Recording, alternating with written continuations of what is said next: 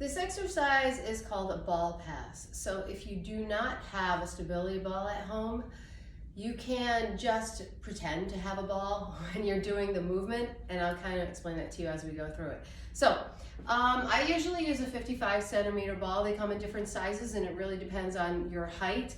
But for this exercise, it doesn't really matter too much. You just need something to hold when you're passing and doing the movement. And the movement is basically putting your back flat on the ground and lifting and lowering your legs in order to work mostly your lower abdominals. So you're going to lay flat with your spine pressed into the ground. So once again, it's that posterior pelvic tilt where you see how I can kind of fit my hands under here right now, but if I move my back, if I tilt my hips backwards, that's a posterior pelvic tilt. Now my spine is straight and press onto the floor. What you're gonna do is take your stability ball and grab it with your feet and lift it up in the air.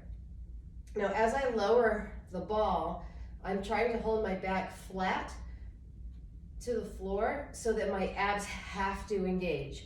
If, as I lower down, my back sways up, it's going to take the work off of the abdominals. The arms are going to go straight up in the air also, and so as I lower my legs, I'm going to also lower my arms with my back flat, and that would be where I would exhale, and then you pass the ball to your hands, and that's one repetition, going back and forth. So out, breathe out, back is flat, bring it back, breathe out, back is flat. That is a ball pass. You can also just do as I was doing at the beginning, where you just lower and you could put your hands on the floor for leverage and just raise and lower the ball. If you go too low, you'll know because you'll start to feel some pressure in your lower back, and that tension is not a good thing if it is too much. So you want to make sure you only go as low as your back will allow you to do. And this is why the Superman exercise is super important to keep strengthening your lower back. The other thing, like I said, if you don't have a stability ball, you can just get into the same position and you can bring your arms and legs up and you can bring them back and then you can come back up. And this obviously is creating tension as I'm lowering my legs.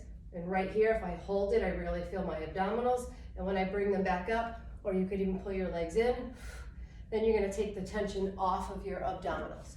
Okay, so that is a stability ball pass, or you can actually try to do it without a stability ball. If you don't have one, I highly recommend getting a stability ball because there's lots of different exercises that you can do with it.